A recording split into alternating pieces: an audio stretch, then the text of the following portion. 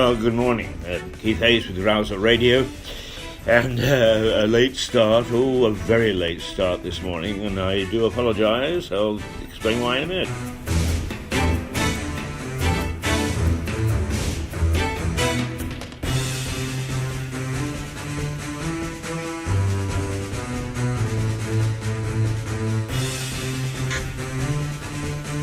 Well, good morning again. This is Keith Hayes with Rouser Radio.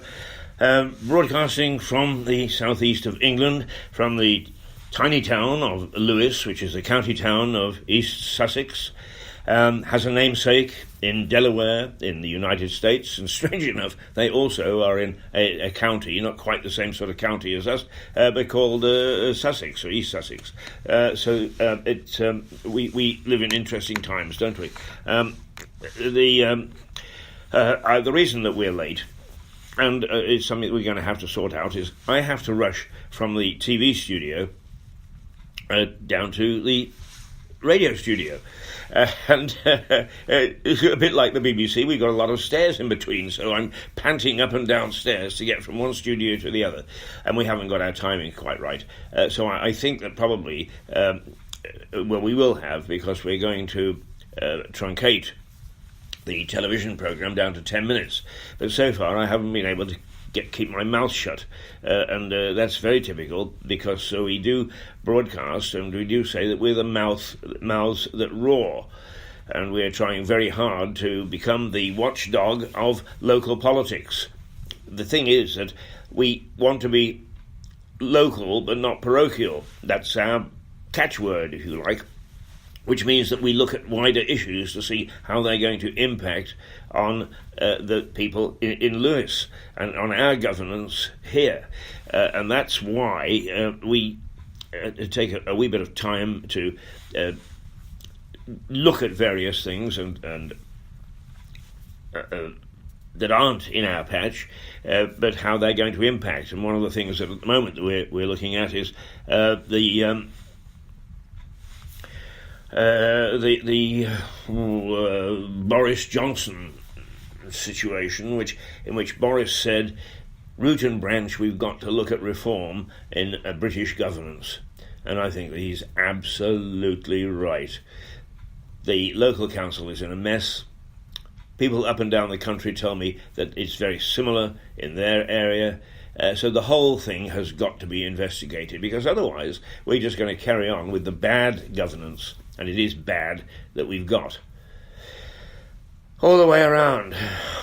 I'm not saying that there are bad people necessarily involved, just the system is wrong. And what it lends itself to is secrecy. I said on the television a moment ago that I've spoken directly to two or three people. I know that others have been told about both Rouser and Mirador Television. And have they poked their head above the parapet? No, they haven't. And it's basically because nowadays the governance is so secret. They're very secretive. They don't want people to know what they're doing. And it's only when it comes exploding to the surface that we are able to dig and take a look. And we are going to take a look. And the people at Lewes Eye, which is an investigative reporting website in Lewes, don't know who runs it, but I'm full of admiration for them. They really do things in a very, very sound way, and they are very good journalistically, and they don't seem to have a political axe to grind particularly, but they come up with some really interesting stuff. I have my own sources who tell me what's going on inside the closed doors of Lewes District Council, which is Lewes and Eastbourne now, of course, and it is not a very pretty picture. So something has to be done. And we plan to do it between Mirador Television, ourselves, Rouser Radio, and Lewes Eye, and Lewes Present, and some of the groups that appear on Facebook in these tiny towns across this fair county of ours. And it is a fair county. It's beautiful. It's rural. well, if we leave it to the politicians, it won't be. It'll become another sinker state, massive sinker state. But at the moment, it is quite lovely, and it's quite beautiful, and it's quite unspoiled. And why it is that whenever councils or the public bodies get their hands on planning and building is they go for the most god-awful, ugliest possible types of building they possibly can. But of course, I suppose that's because they go for the cheapest option. I wish they wouldn't. I'd much rather see fewer houses and well built that fit into the environment, because it's all very well to say everybody needs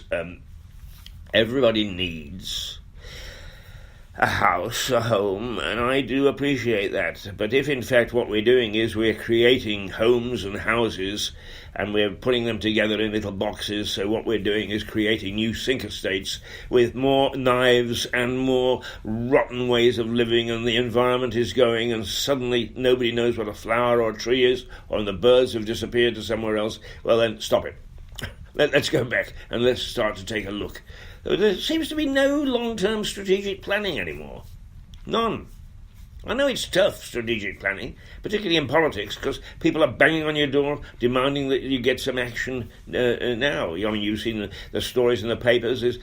I got 65 children, and the council won't give me a house which has got 16 bedrooms. And I mean, you've seen it, haven't you? And I'm sorry if I'm sounding very, very sneering and cynical, and I'm not at the homeless, not at those genuine homeless anyway, and those people who are genuinely trying hard to find good accommodation. What I am saying is that there is no strategic planning to look after these people, so we're just simply throwing things up to satisfy a political conscience, if you like.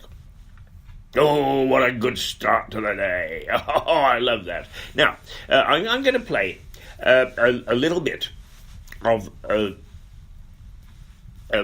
I've played this before, and it's called Birdcage, and it's by a group called Dandelion Charm that are out of New Haven, and they are really quite exceptionally good. And they sent me a new one of their tracks called September, and I haven't had time yet to download it properly so that we can. Oh, there, I'm starting to talk jargon. I'll download it. I've got it. Oh, Keith, you're getting as bad as the people you criticise. Probably you always were. But anyway, I'm they've got a lovely new track, and I managed to listen to it, but I haven't managed to get it into our automatic playlist yet, so that's going to come tomorrow. But what I'm going to do is I'm going to play a little bit of their track Birdcage, because I want you to be refreshed and to listen to this gorgeous sound that they have, and you can have the possibility to see them live in Hove on Friday the 8th of February. Now, if I've got enough fingers, 8th of February is this coming Friday, and I'm delighted to say, and Claire said, do you think you could possibly mention it? Well, of course we can mention it, because you are two stars that are shooting up, and you come from our patch, if you like. You come from Mirador country, and we are always terribly, terribly proud of people who do well and bring us joy from Mirador country. Now, just before I play this, and just before I tell you all that you can see Dandelion Charm in Hove on Friday, I'm not sure. I think, Claire, you're going to have to tell me where it is, because I haven't. I don't think it's here, but I'll find out where it is, and I'll let you know tomorrow. But the reason that I'm chuckling to myself is that Claire comes from a family that are delightfully eccentric, and mother and father are just a joy to be with. They'll laugh a minute with some of the things that they get up to, and I've told this story so many times that I'm going to tell it again. But Clive and I once he invited me to a charity tea that he was holding, and after half an hour of the opening time, there wasn't one single person through the door. He realised he'd got the wrong day, so we scoffed one of the cakes that had been presented as a prize,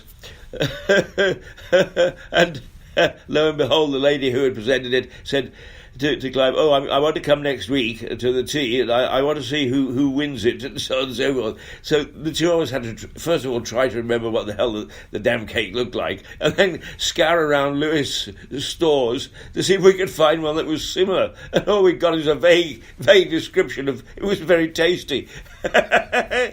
We did get away with it, but that's the family. Oh, ha ha, listen to this.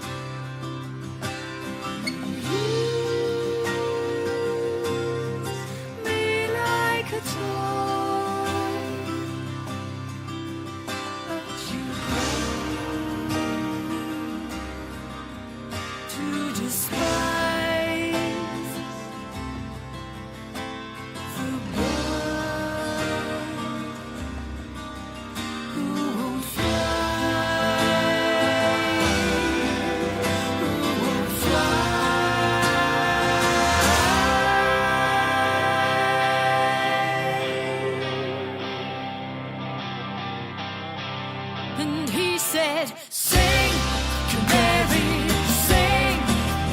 If you're good, then I might let you in to the passion that burns in my heart. That's just the start, but I won't give you anything. Sing, canary, sing. Well, there you are. That's a taste of things to come. And now, of course, I'm able to tell you that Dandelion Charm are performing in the Brunswick, which is at number 1 Holland Road, Hove. And for those of you who love using the Google sort of stuff and that sort of thing, it's BN31JF. That's this coming Friday, the February the 8th, and it starts at 7:30, it goes on until 10:30, and there is free entry. Now, believe me, if it's free entry, you scuttle along there and take advantage of the free tickets, because this couple are going places. They are a terrific couple. They're great on stage. You can hear their voices, you just heard their voices, and I'm going to play the new track tomorrow. And fantastic voice and a terrific duo, but on stage they're magic. They just come alive. Believe me, it's something that you must see. You must see. Claire has got the quirky humour of her father, which she introduces from time to time. Oh dear. If I only got it. If I'm in a blue mood, which some